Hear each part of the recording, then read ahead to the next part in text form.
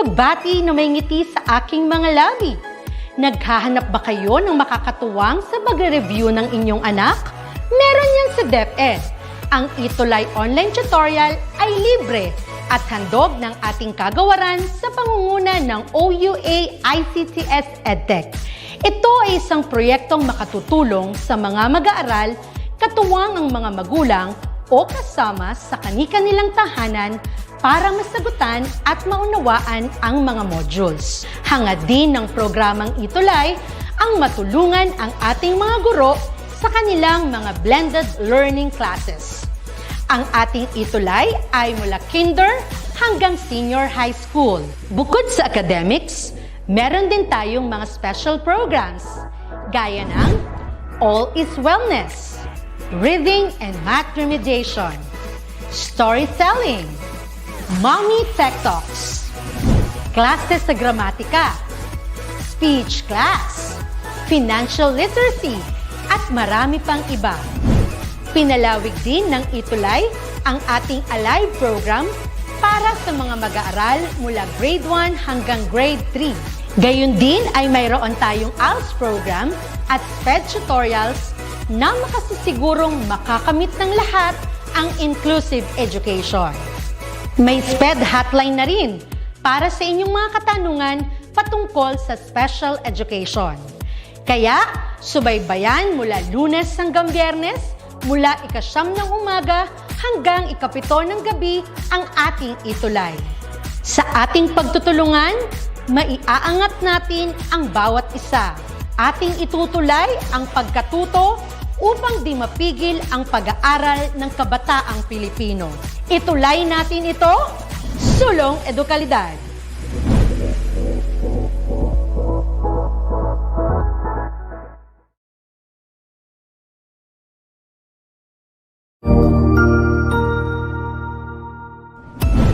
Mabuhay! Isang mapagpalang araw sa ating lahat. Ako ang inyong lingkod, Tutor Madge. Welcome sa ating ETUlay, ang ating libreng online tutorial na hatid ng ating kagawaran ng edukasyon, ICTS EdTech. Ang programang ito ay inaasahang makatutulong at maging karagdagang kaalaman sa mga mag-aaral mula kinder hanggang senior high school, ALS, Alive, at SPED learners. Bukod sa pagsagot ng mga modules, ang ETUlay ay may mga special programs din na siguradong aabangan ninyo araw-araw. Katuwang ang ating mga minamahal na mga magulang at guro ay maitutulay natin ang pagkatuto. Kaya, ihanda na ang inyong module, lapis, papel o kwaderno. Ihanda rin ang isip, mata at tenga sa isa na namang makabuluhang aralin. Tayo nang matuto kasama ang inyong volunteer online tutor sa oras na ito.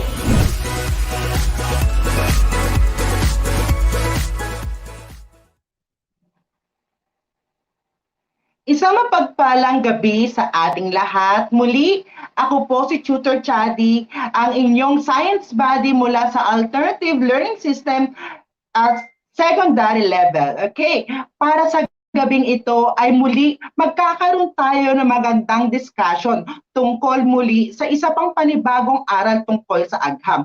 Ngunit, bago po tayo magsimula para sa session ngayong gabi, ay nais ko po muli kayong imbitahan na i-like and share ang ating session for today at naniniwala ako na pag ginawa ninyo yun, marami tayong mga kabataan ang matutulungan. Alright? So, bago ko umpisahan ang ating session at talakayan para sa araw na ito, ay nais ko munang batiin ang SDO Parañaque na magandang gabi. Magandang gabi po sa lahat po ng teachers and non-teaching personnel ng SDO Parañaque. Ganon din po ang buong pamunuan po ng DepEd Philippines kasama ang programa po ng DepEd ETUlay sa pamumuno po ng aming ALS Program Head na si Sir Ariel de los Santos. Magandang gabi po sa inyo lahat. At ganun din po ang aking mga estudyanteng na patuloy na nanonood dito po sa ating live session dito sa ETUlay. Binabati ko po sila Merlo Anding, sila Mark Civilio, sila Cyrene Soria, Jel Comigod, and Lercy Lopez po. Magandang gabi sa inyo. At lalong-lalo na po ang napaka-supportive ko pong principal mula sa San Antonio National High School, Parañaque. Walang iba kundi si Ginang Lilibet Santa Maria. Magandang gabi po sa inyong lahat. Bago po tuluyang umpisaan ang ating discussion po para sa araw na ito na may pamagat na recycling, ay nais ko muna kayong kamustahin. Kamusta na nga ba kayo sa mga panahon na to na medyo maluwag na ang ating sitwasyon dala ng pandemic na COVID-19, ay mangyari sana na huwag nating kakalimutan na still mag-ingat, sundin yung mga safety protocols, yung mga IATF rules and regulation, at magkaroon pa rin tayo talaga ng pag-iingat sa ating mga sarili. Mainam na magkaroon tayo ng maraming vitamina sa ating katawan, ganun din ang pag-inom ng maraming tubig. Okay? Dahil naniniwala ko dahil sa mga tulong na ito, for sure ay magkakaroon tayo ng mainam na pangangatawan. Alright? At nais ko rin po tignan ng ating mga live viewers, ng mga ALS learners, viewers, and students dito sa ating live session. Alright, batiin natin sila. Magandang gabi sa iyo, JJ Velasco, mula sa Mandaluyong, at pinapabati niya ang kanyang ALS teacher na si Miss Myra Sabatin. Magandang gabi po sa iyo, Miss Myra Sabatin. Naway sana po ay ma-include ang ating link po sa ating mga GC po para po mas marami tayong matulungan na kabataan, lalo na po ang mga ALS learners.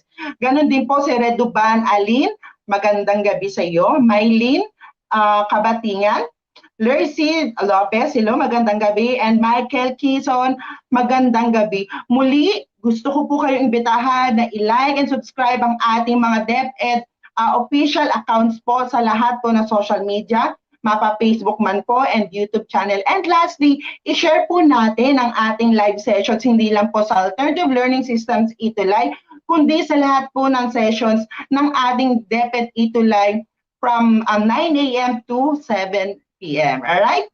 So ayun po, para po pagpatuloy ang ating talakayan, ngayong gabi ay ating pag-uusapan ang mga isa sa pinakamahalagang gawain natin na kung saan ay talagang malaking epekto ang magagawa nito kung talagang ito ay ating maisa sa buhay. At ito ay ang tinatawag natin na recycling. Ngunit bago natin umpisan ang ating talakayan, ay nais ko munang magbigay ng konting pagsusulit o review sa nagdaan nating discussion last meeting. Alright? Let us check what you have learned last week. Choose the correct answer from the choices and write it down in your comment section of our live. Alright? Handa na ba kayo mga ka-ALS? Magaling! Para sa unang katanungan, blank is an organisms that depend on plants and other animals for food. Is it letter A, herbivores, letter B, carnivores, or letter C, omnivores? Okay, comment down your answers. Alright, ito daw ay living organism na dumedepende sa pagkain ng mga plants and at the same time ay dumedepende rin sa pagkain ng kapwa niya mga living organism or animals. Okay, ano kaya ang living organism na ito? Is it letter A daw, herbivores, letter B, carnivores, or letter C, omnivores? Magaling! Marami akong nakikita nagko-comment.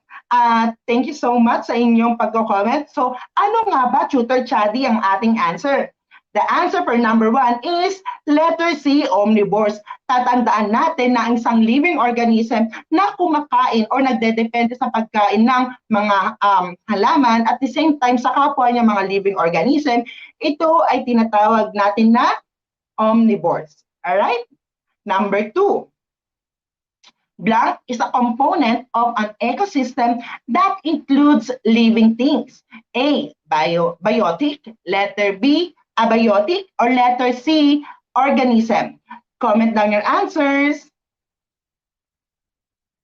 Ito daw ay isa sa mga component ng ating ecosystem na kung saan ay ang tinutukoy nito ay mga living things or mga living organisms lamang. Lahat daw ay may buhay lamang. Ano kaya ito? Is it letter A, abiotic, B, abiotic, or letter C, organism? All right. So for the answer in number 2, we have letter A, biotic. Lagi natin tatandaan mga ka-ALS ha, na kapag ang tanong ay tumutukoy sa living organism ng ating ecosystem, automatically that is biotic. Alright? Number 3, blank refers to all populations occupying a given area. Is it letter A, habitat, letter B, community, or letter C, population? Comment down your answers.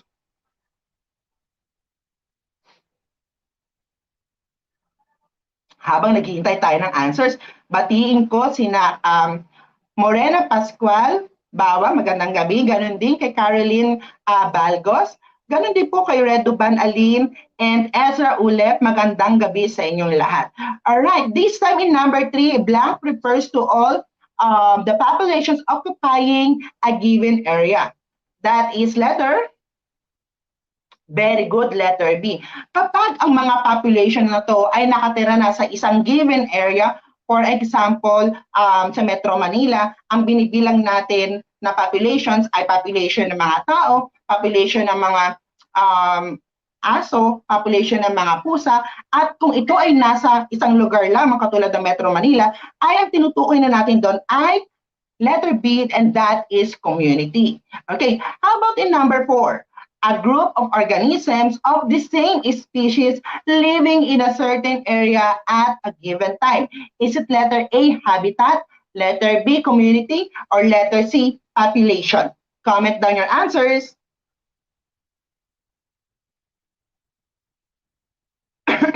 Excuse me. Kung kanina ang tinutukoy ay mga populations ng iba't ibang species na nakatira sa isang area. This time, ang tinutukoy naman ay mga species na nakatira, tumutukoy ito sa mga numbers ng species. Okay? Ano kaya ito? Is it letter A, habitat, B, community, or letter C, population? Alright. Ang dami ko nakikitang tamang sagot. Okay? So, the answer for that is letter C, population. Alright, very good. Tatandaan nyo na at huwag malilito mga ka-ALS. Umpisahan muna natin ulit sa species. Ang species ay mga organism na tumutukoy sa mga living organism na kung saan kaya nila mag-reproduction o magparami. Kapag ito naman ay nagsama-sama sa iisang lugar nang magkakapareho ang species, for example, sa Parañaque, nagsama-sama ang mga population ng tao, population ng aso at population ng pusa. Ang tawag sa kanila ay, syempre, the population. Kasi ang tinutukoy dito yung number ng species na binibilang sa iisang lugar. Ngunit kapag ang tinutukoy naman ay lahat ng species na nakatira sa isang certain area, ang tawag na po doon ay community. Alright? And number 5, blank is a component of an ecosystem that includes non-living things. A, biotic, letter B, abiotic, and letter C, organism. Comment down your answers.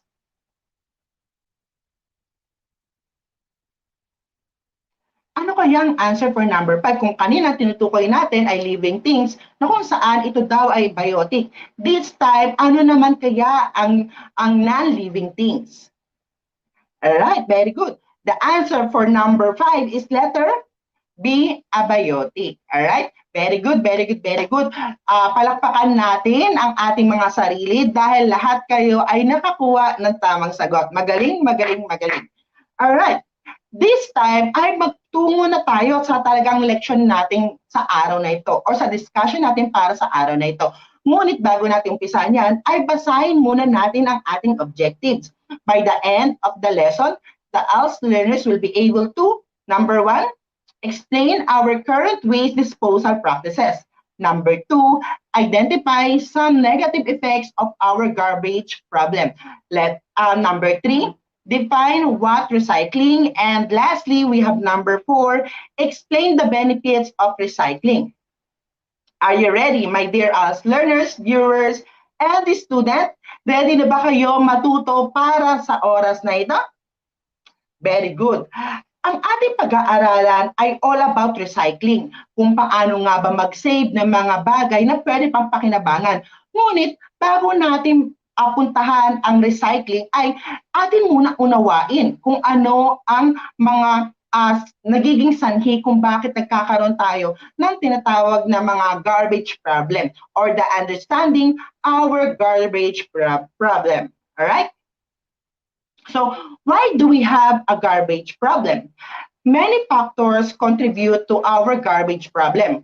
Foremost among these factors is the increasing number of people. With the increase in the population comes the increase in people's activity, especially in urban areas like Metro Manila, Metro Cebu, and Metro Davao. Kung ating iisipin, mga dear ALS learners, viewers, and student, bakit nga ba nagkakaroon ng garbage problem? Sige nga, tanungin ko nga kayo. Bakit nga ba maraming basura sa ating kapaligiran? Okay?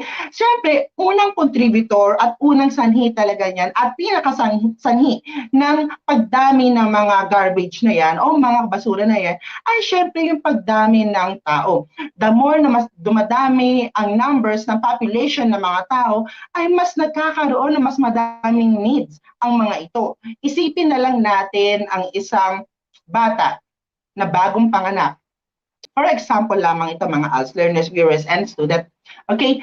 Pagkapanganak pa lang niya, automatic marami na siyang needs. Okay? At sa mga needs na ito, hindi natin napapansin na marami din pala ang mga non-living things or yung mga basura na dumadagdag sa ating kapaligiran. Okay? So, ibig sabihin, the more na dumadami ang numbers ng population ng mga tao dito sa ating mundo, ay for sure ay dadami din ang tinatawag natin na garbage problem dahil ito ay katuwang na ng ating pamumuhay dahil kasama ito sa lahat ng activities ng lahat ng tao sa buong mundo. And that is the one contributor why we have a what you call garbage problem. Alright?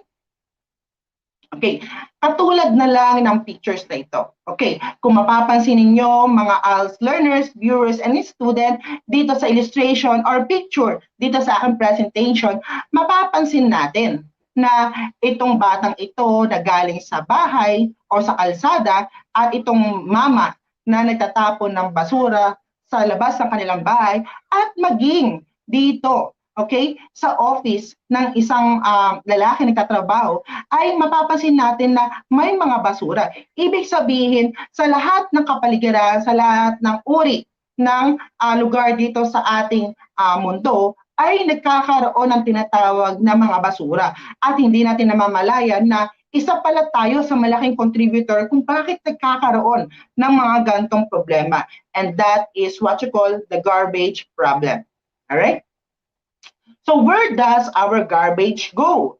Currently, the municipal government or the mayor's office is responsible for collecting the waste in the city or in municipality. In most cases, private firms are contracted to collect and dispose of the garbage.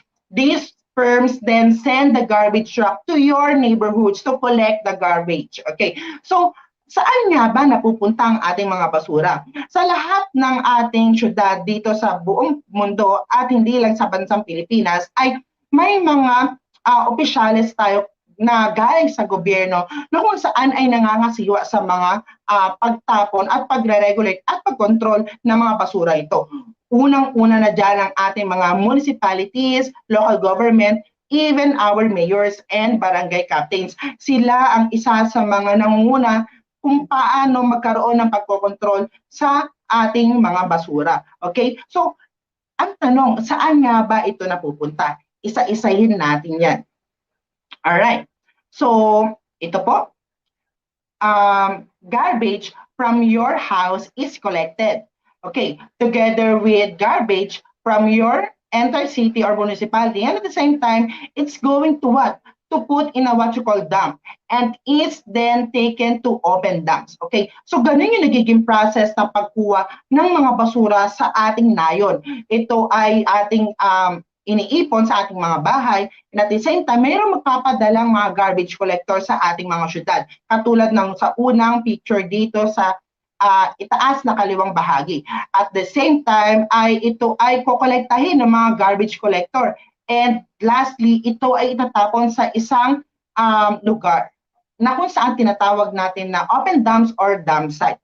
Alright. So ano-ano ba ang mga ito? Pag sinabi natin open dump site, ito ay maliit na espasyo na kung saan dito nilalagay ang ating mga basura. Okay? Ang mga open dump site ay isang lagayan ng mga basura na kung saan ay walang nagkakaroon ng segregation, and at the same time, ito ay halo-halo. And that is what you call open dump site. Ano naman ang open landfill? Pag sinabi nating open landfill, mga ka-ALS learners, viewers, and student, ito naman ay mas malaking lugar compared doon sa ating open dump site. Pag sinabing open landfill, automatic ito ay isang mas malaking lugar na kung saan dito tinatapon ang mga basura ng iba't ibang nayon. Alam nyo ba na sa araw-araw na pangongolekta ng ating garbage collector ay mahigit 500 truckloads. Okay, araw-araw yan na, my dear ALS learners, viewers, and students.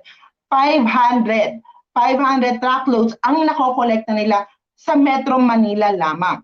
At ito ay tinatapon sa malaking open landfill dito sa Carmona, Cavite. So isipin natin, araw-araw nagkakaroon tayo ng 500 truckloads ng basura sa buong Metro Manila. How much more yung mga basura na lang sa iba't ibang lugar? Wala pa dyan ang Region 1, Region 2, at kung ano-ano pang lugar dito sa Pilipinas.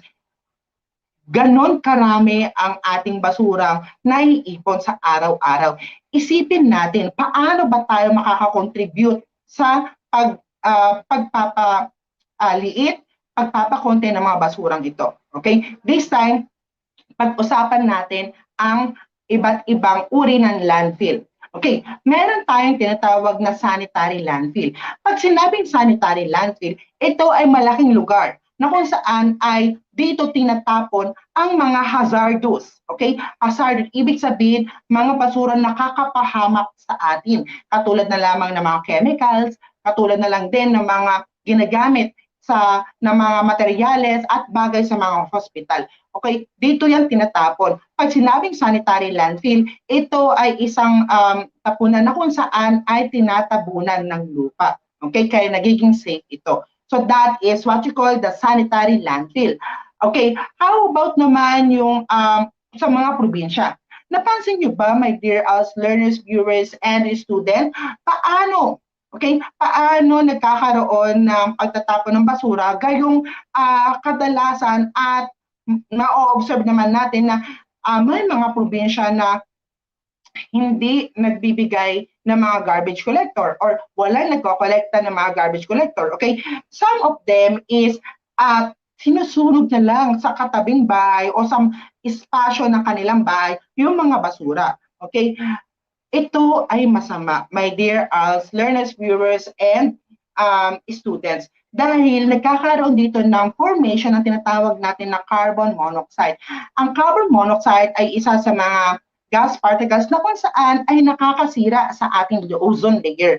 Itong ozone layer naman natin ay isang layer dito sa ating atmosphere na kung saan ay pinoprotektahan ang lahat ng living organisms sa ating mundo para hindi makakuha ng too much radiation and solar energy coming from the sun. So isipin na lang natin kung magpapatuloy tayo sa pagsunog ng mga basura ay nakaka-contribute tayo sa pagsira ng ating ozone layer na kung saan at the end of the day, okay, in the near future, tayo din ang maaapektuhan. Okay, so iwasan po natin ang magsunog ng kahit anong klaseng living or non-living thing. Alright? Okay pa ba kayo mga ka-ALS? Alright. So, habang tinitingnan natin ang picture na ito, ay nais ko pong batiin muna ang lahat ng ating mga viewers. Magandang gabi po sa inyo, Miss Morena Pascual Bawa. Ganon din po kay Ninya Palacol at Kilan. Alright. Magandang gabi sa iyo from ALS Las Piñas. Ganon din kay Susan Tagarian. Magandang gabi po sa inyo. And also kay Miss Olivia Butler, magandang gabi po sa inyo. Excuse me po. So this time, ay pag-usapan natin ang mga effects ng mga garbage nito sa lahat ng dump sites and landfills. The effects of garbage in dump sites and landfills. Number one is we have health reasons. Okay, an open dump is smelly and attracts all sorts of pests. Landfills can also cause contamination of groundwater. They can leak toxic materials into lakes and streams. Once groundwater is contaminated, it is very difficult and sometimes even possible to clean up. So, isa yan sa mga reasons kung bakit ayaw natin ng basura and at the same time, ayaw natin tumira malapit sa mga landfills ay dahil sa tinatawag natin na health reasons. Sino ba naman ang gustong tumira malapit sa basura? Gayong alam natin na tayo ay pwedeng magkaroon ng kapamakan sa ating kalusugan. Gayon na lang din ang mga toxic na pwede natin makuha doon sa mga basurang iyon. Excuse po. Alam nyo ba na itong mga basura na ito or landfills na ito ay may mga water substance na kung saan kapag umabot ito sa tinatawag natin na groundwater ay pwede itong makontaminate yung mga iniinom natin and at the same time yung mga pinagkukuhanan ng tubig natin. And syempre, that will cause what? Diseases and illnesses sa atin. And also, lahat ng mga living organism na pwedeng nakatira doon ay pwedeng mamatay. So that is one of the reasons kung bakit ayaw natin ng basura and at the same time ay ayaw natin tumira malapit sa landfills. As the moment, our government prohibited lahat ng mga tao na tumira malapit sa mga sanitary landfills, sa mga dam site, and at the same time sa mga landfills. Why? Kasi nga dahil ito sa pangamba ng ating gobyerno na baka magkaroon ng maraming sakit na makuha ang mga taong titira doon. Okay? Ngunit lagi natin tatandaan na hindi sa lahat ng pagkakataon ay nasusunod ito. Kung mapapanood natin sa iba't ibang telebisyon, mababasa natin sa iba't ibang libro, ay madami ang mga tao pa rin at kababayan natin na namumuhay doon. So, kung sino man po nanonood sa atin, ay mangyari lamang po na sana po ay magkaroon tayo ng proteksyon sa pagpunta nyo po sa mga sanitary landfills and at the same time, nais ko rin pong pasalamatan lahat po ng ating mga frontliners na kumukuha po ng mga basura sa lahat po ng syudad dito sa Pilipinas. Isa po kayong bayani. Alright? Number 2, garbage can clog waterways, thereby closing floods. Isipin na lang natin, aside sa nagiging dahilan kung bakit kakaroon tayo ng baha ay yung pamumutol ng mga puno, ay isa sa dahilan kung bakit nagkakaroon ng malawakang pagbaha ay dahil din sa pagbara ng mga basurang ating ginamit, ating itinapon sa lahat ng mga manhole, sa lahat ng mga canals, and so on and so forth. Isipin na lang natin, okay, ayaw natin ng baha dahil pwede ito magdulot ng iba't ibang sakit din, katulad ng leptospirosis, okay? Mga germs and bacteria na pwedeng mapunta sa ating katawan na nagre-result sa malnutrition at kung ano-ano pa dahil sa mga basurang ating naitapon na nagdulot ng mga floods.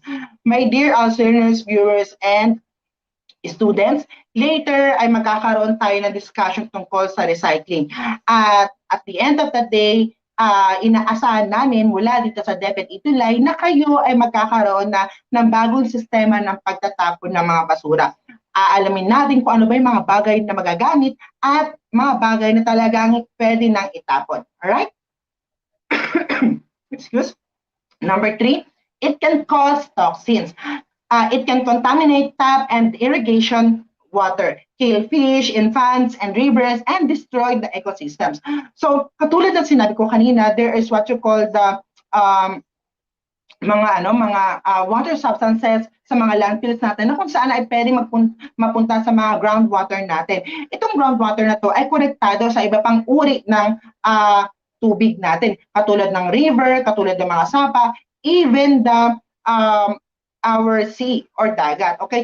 Kapag nangyari yun, gugustuhin ba natin makakita ng mga animals such as fishes na namamatay dahil sa dulot ng ating irresponsibleng pagtatapon?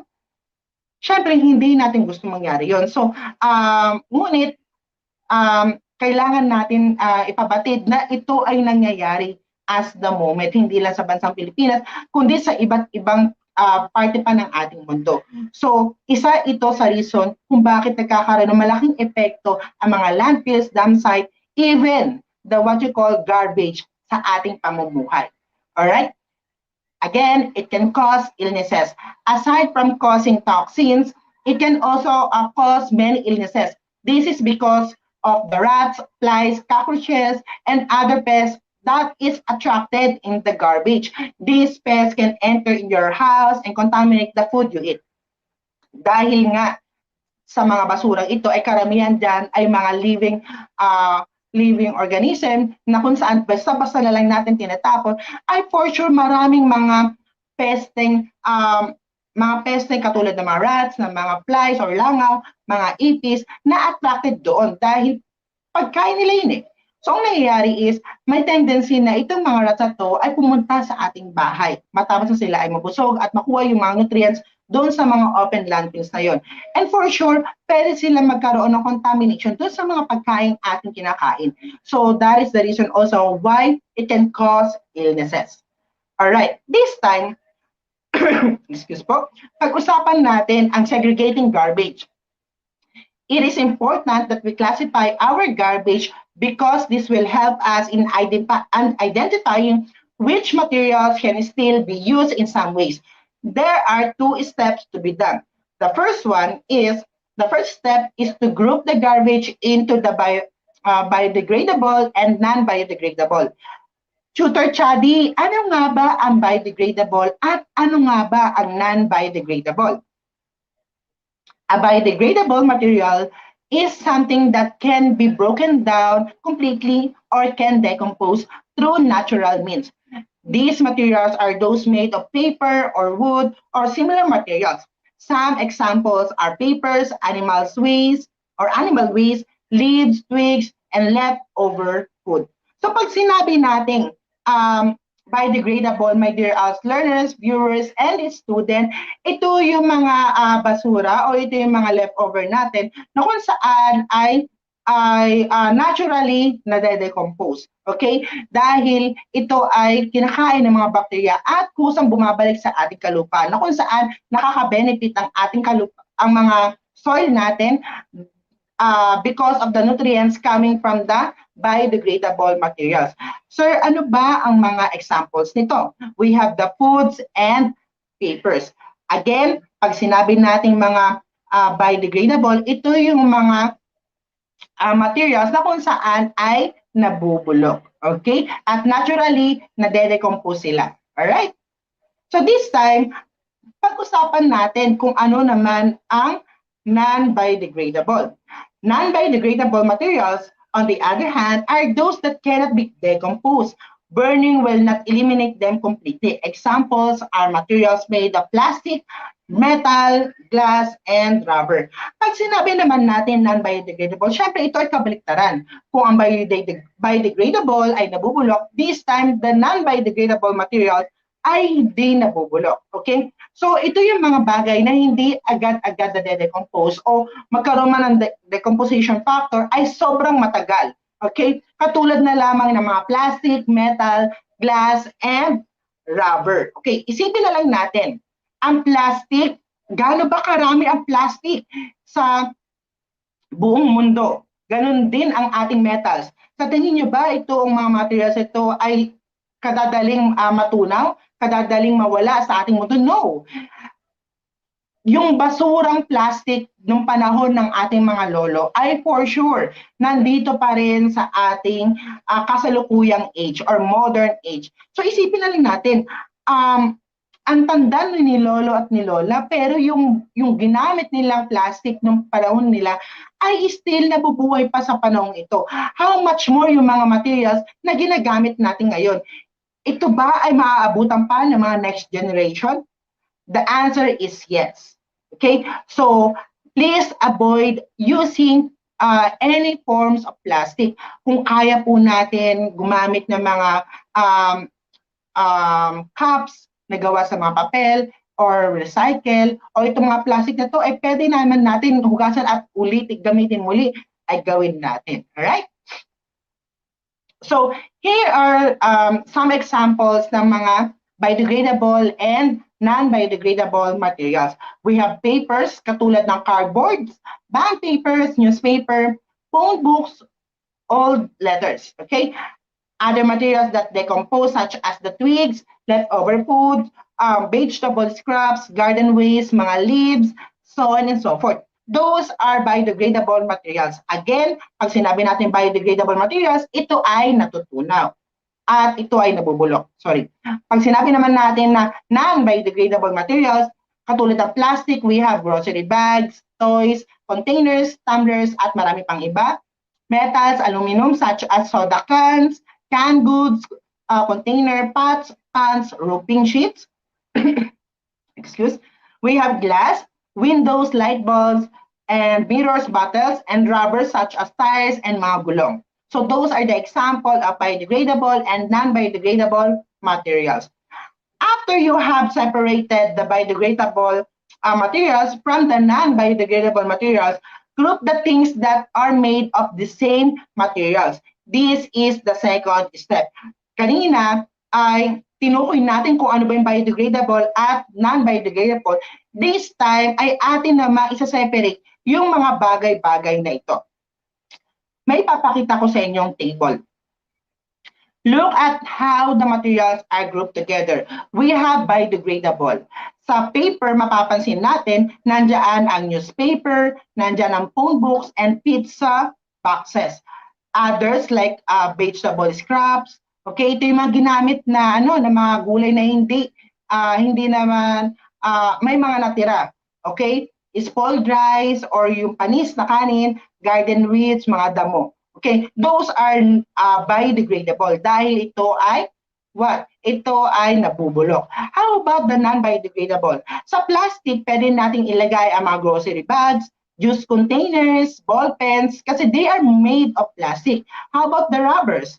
Pwede nating ilagay yung mga slippers, and so on and so forth. Ganun din sa ating glass. We have soft drinks bottles.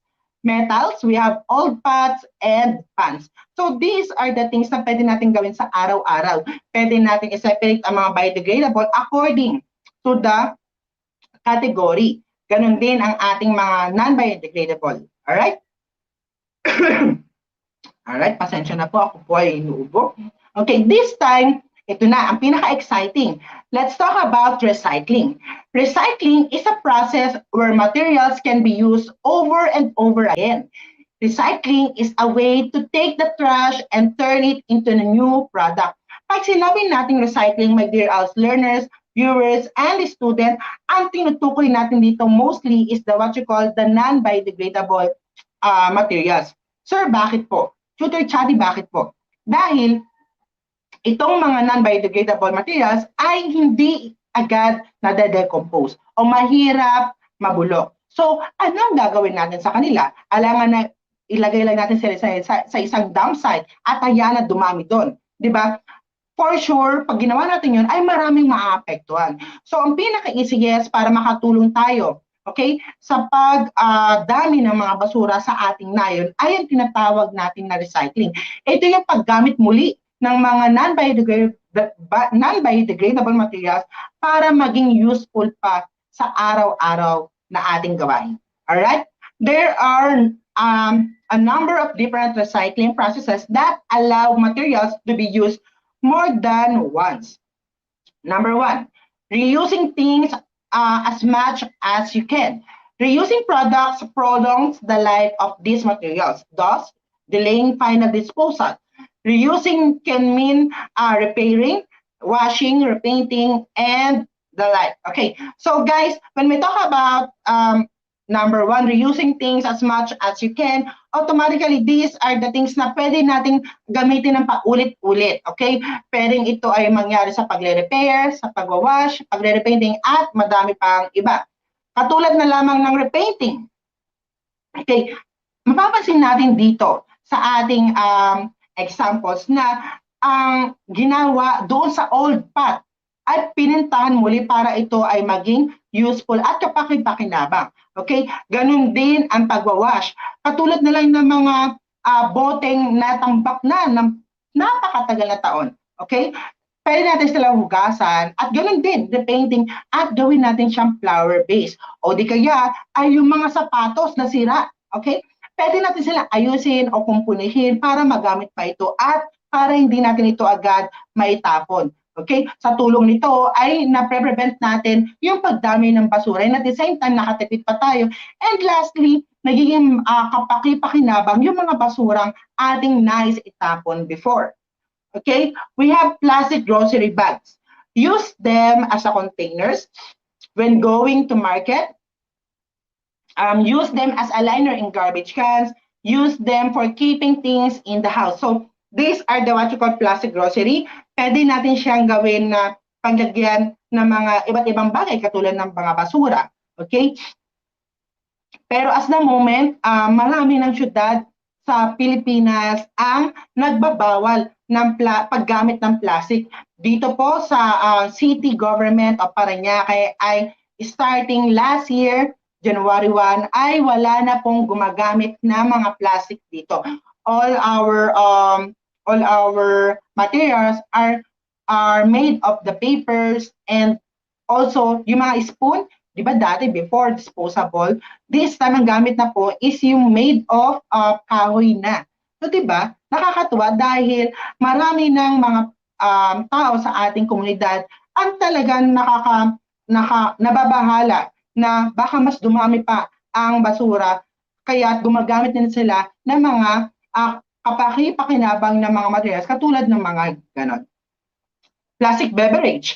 Fill them with sand and use as a doorstop. Use them as pots. Use large sports drink bottle as pitchers. Okay, itong mga bagay na ito ay talaga kapaki-pakinabang. Kami po, dito po sa bahay namin ay meron po kaming mga 1.5 at saka 2 liters na lagay ng mga soft drinks.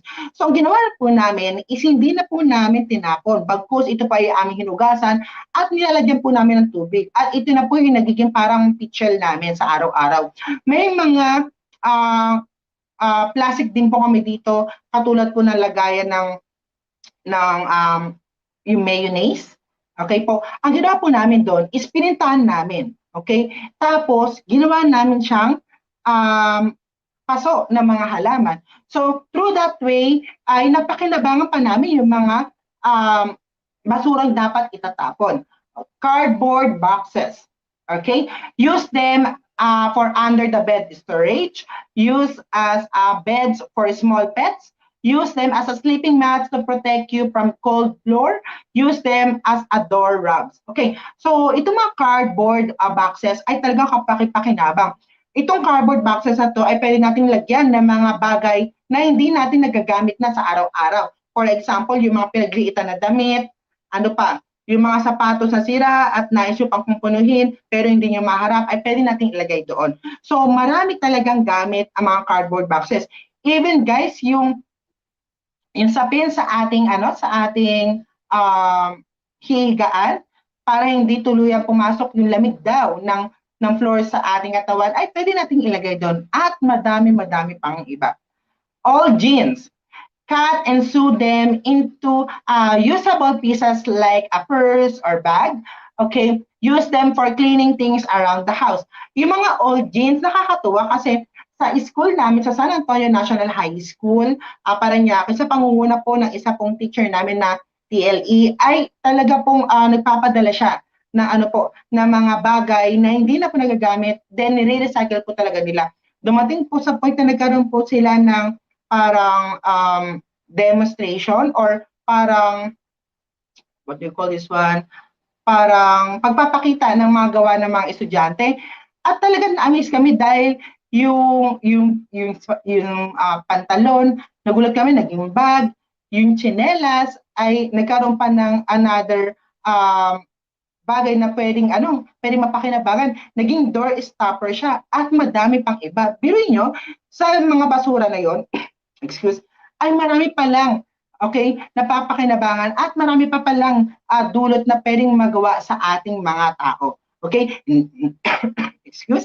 Hindi ka na gumastos, nakatibid ka pa, at nakatulong ka pa sa pag-save ng ating environment. Alright. Number 2, Donating and exchanging. You can pass on things that you do not need to family members, neighbors, friends, or local church and charity institution. Yung mga pinaglumaan nating mga damit, yung mga pinaglumaan nating mga gamit, ay pwede nating i-donate sa ating mga kakilala. Isa po yan sa nagiging kaugalian natin at talaga nakakatuwa dahil pagdating po sa pagdodonate ay marami po talaga nagdodonate. Unang-una, nabawasan na po sila ng mga kalat sa kanilang bahay. Pangalawa, nagkaroon pa po sila na natulungan. At pangatlo, hindi po na itapon at hindi tayo nakadagdag sa basurang tambak-tambak na sa ating komunidad. So that is donating and exchanging.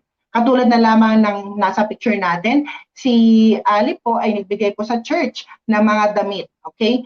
Na malamang ay ibibigay din ng ating church sa iba pang mas nangangailangan. So that is the donation and exchange. Recycling by machines in factories. When materials cannot be reused, donated, or exchanged, you can pass the job of recycling them to factories, which have the machineries to convert these materials into new ones. Pag sinabi naman ganito guys, mga dear learners, viewers, and students, ito naman yung klase ng pagre-recycle na sa tingin natin ay parang wala nang silbi sa atin. Katulad na lamang ng mga papel na nabasa o di kaya mga papel na punit-punit na, okay? Pwede natin ito ibigay sa junk shop. At itong junk shop na to ay ibibigyan sa mga factories na kung saan isi-shred yung mga papel na to at gagawing bagong muli. Ganon din yung mga basag na bote. Pwede natin ito ibigay sa mga glass companies, okay? Kung sa atin ay parang wala nang silbi ang mga boteng nabasag na, sa kanila guys, my dear learners, viewers, and students, ay mahalaga yon. Okay? Dahil namumold nilang muli yung mga basag na bote na yon or basag na glasses na yon into another form of glass. So that is what you call the number 3, recycling by machines in factories. All right. So, may natutunan ba kayo para sa ating talakayan ngayong araw na ito? Alright, thank you so much. At maraming salamat sa inyong pakikinig. Bago tayo magpatuloy para sa ating maikling pagsusulit sa araw na ito, ay nais ko munang batiin po si MARIFF. Magandang gabi sa iyo. Reduban Aline, magandang gabi sa iyo. At ayun po, saglit lamang po, ang aking laptop ay namatay. So, habang tayo po ay binubuksan ko po ang aking laptop, ay nais ko muna kayong kamustahin. Mag-comment down tayo ng ating mga natutunan ngayong araw na ito. Alright? So, ayun po. Alright. Wait lamang po. At katulad nga po na sinabi ko kanina, ay mag-comment lang po tayo muna ng mga experiences natin, ng mga learnings natin sa ating comment box regarding po sa ating topic na napag-aralan natin today. Alright?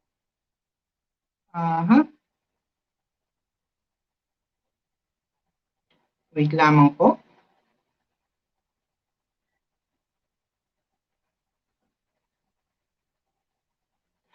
Habang tayo po ay naghihintay, ay nais ko pong batiin po ang aming English supervisor na si Doc Deeds Morales. Gayon din po ang aming Filipino supervisor sa SDO Parañaque, Sir Edwin Doria. At gayon din po ang aming ALS supervisor na si Miss Dr. Angelica Libera and our science supervisor, Corazon Javier. Dr. Corazon Javier. Alright, magandang gabi sa inyong lahat po.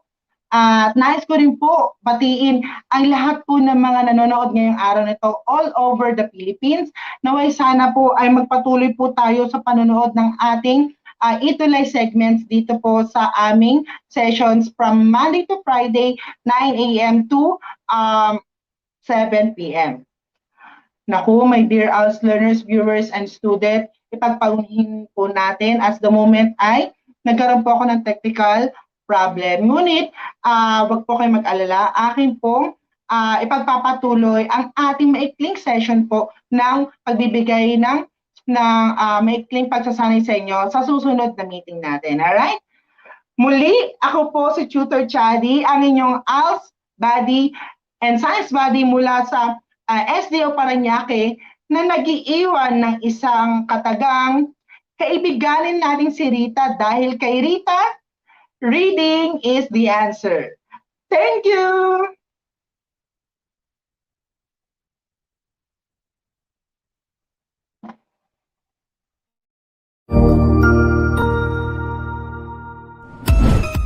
Ang bilis ng oras, no? Natapos na naman ang ating ETUlay online tutorial sa araw na ito. Ikaw ba ay may mga bagong natutuhan? Kung opo, abangan bukas ang ating mga kaabang-abang na ETUlay program. Gamitin ang hashtag ETUlay Level Up. Kita-kits bukas!